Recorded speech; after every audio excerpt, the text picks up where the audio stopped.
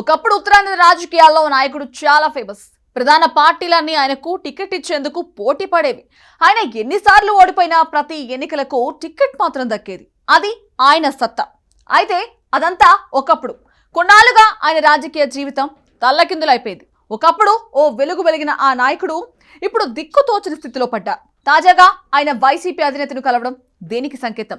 అసలు ఆ ఇద్దరి మధ్య ఏం సంభాషణ జరిగింది? ఇంతకు ఎవరా నేత?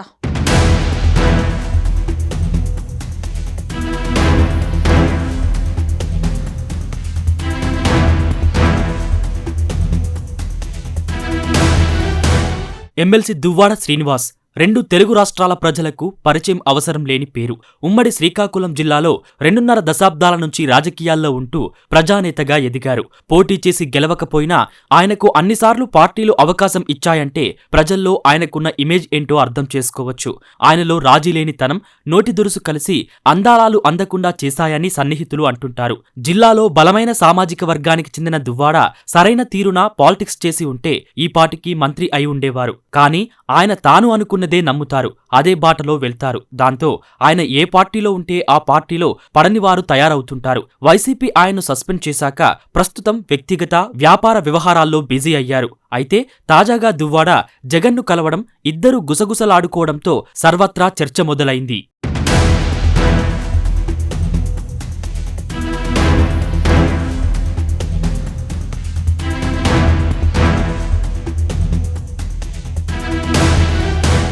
అసెంబ్లీ సమావేశాల సందర్భంగా జగన్ కేవలం 11 నిమిషాలు మాత్రమే సభలో ఉండి బయటకు వెళ్లే సమయంలో ఎమ్మెల్సీ దువ్వాడ శ్రీనివాస్ను పిలిచి తన పక్కనే నడిపించుకుని మాట్లాడటం రాజకీయ వర్గాల్లో ఆసక్తికరంగా మారింది. సాధారణంగా ఒక నాయకుడు మరొక నాయకుడిని అలా పిలిచి పక్కన నడిపించుకోవడం అంటే కేవలం మర్యాద కాదు, అందులో ఒక రాజకీయ సందేశం కూడా దాగి ఉంటుంది. ముఖ్యంగా దువ్వాడ వంటి వివాదాస్పద నేత విషయంలో ఈ సంఘటన మరింత ప్రాధాన్యత సంతరించుకుంది. దువ్వాడ శ్రీనివాస్ గతంలో వైసీపీకి చెందిన ఎమ్మెల్సీగా ఉన్నారు. అయితే కొన్ని నెలల క్రితం పార్టీ నుంచి ఆయనను సస్పెండ్ చేశారు. ఆ సస్పెన్షన్ కు సంబంధించి అధికారికంగా స్పష్టమైన కారణాలు పార్టీ ప్రకటించలేదు. కానీ అప్పట్లో బయటకు వచ్చిన ప్రచారం మాత్రం వేరేలా ఉంది.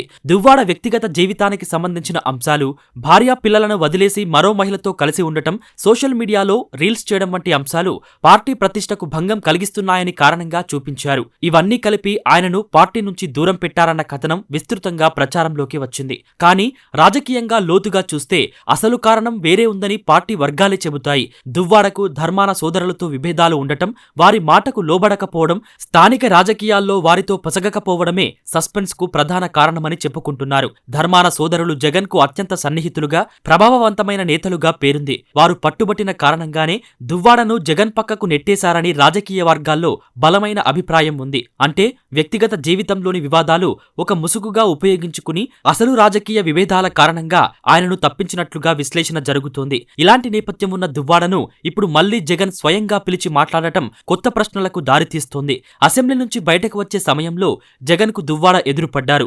దువ్వాడను చూసిన జగన్ స్నేహపూర్వకంగా "ఏం చేద్దాం శ్రీనివాస్" అంటూ పలకరించడం, తర్వాత తనతో పాటు నడిపించుకుని మాట్లాడటం చాలా కీలకంగా మారింది. అంతేకాదు, ఒకసారి వచ్చి కలవండి అంటూ తాడేపల్లిలోని తన నివాసానికి రావాలని కూడా ఆహ్వానించారు. రాజకీయాల్లో ఇలాంటి ఆహ్వానం అంటే సాధారణ మర్యాద కంటే ఎక్కువ అర్థం ఉంటుంది. ఇది ఒక విధంగా సస్పెన్షన్ ఎత్తివేతకు సంకేతంగా కూడా భావిస్తున్నారు. దువ్వాడ కూడా ఈ ఆహ్వానాన్ని చాలా సీరియస్ గా తీసుకున్నారు. ఇదే క్రమంలో మీడియాతో మాట్లాడిన ఆయన త్వరలోనే జగన్ను కలుస్తానని ప్రకటించారు. అంతేకాదు, పార్టీ తరపున మాట్లాడాలని జగన్ తనను కోరినట్లుగా కూడా చెబుతున్నారు. అంటే దువ్వాడను మళ్లీ యాక్టివ్ రాజకీయాల్లోకి తీసుకురావాలని జగన్ ఆలోచిస్తున్నారా, లేదంటే ధర్మాన సోదరులకు ఒక హెచ్చరికగా దువ్వాడను ముందుకు తెస్తున్నారా అన్న సందేహాలు మొదలయ్యాయి.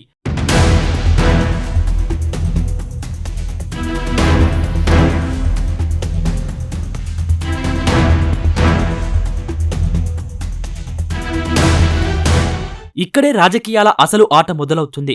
గతంలో ధర్మాన సోదరుల కారణంగా దువ్వాడను తప్పించారన్న అభిప్రాయం ఉంది. ఇప్పుడు అదే ధర్మాన సోదరులను ఒత్తిడిలో పెట్టేందుకు జగన్ దువ్వాడను మళ్లీ పిలిచారని కొందరు విశ్లేషిస్తున్నారు. అంటే పార్టీ లోపల శక్తి సమీకరణాలు మారుతున్నాయా అనే ప్రశ్న తెరపైకి వచ్చింది.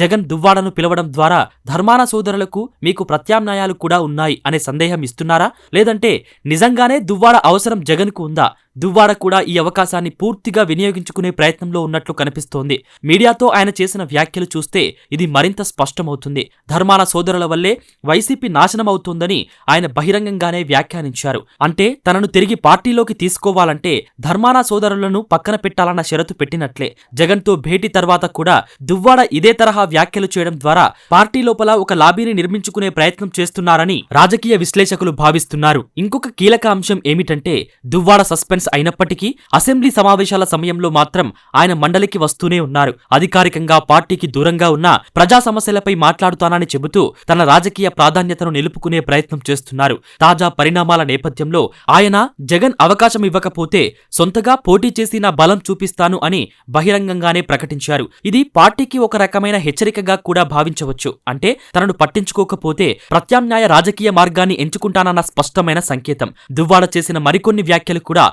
ఆసక్తికరంగా ఉన్నాయి. తిరుమల లడ్డూ వ్యవహారంలో భక్తుల వైపు మాట్లాడతానని, మెడికల్ కాలేజీలను పీపీపీ విధానంలో నిర్మించాల్సిన అవసరం లేదని, ప్రజా సమస్యలపై మండలిలో గట్టిగా మాట్లాడతానని ఆయన చెప్పారు. ఇవన్నీ చూసినప్పుడు దువ్వాడ తనను ఒక ప్రజా నాయకుడుగా మళ్లీ నిర్మించుకునే ప్రయత్నం చేస్తున్నట్లు స్పష్టమవుతుంది. పార్టీ లోపల గుర్తింపు దక్కకపోతే బయట స్వతంత్రంగా రాజకీయ బలం చూపించాలన్న వ్యూహం కూడా ఇందులో కనిపిస్తుంది.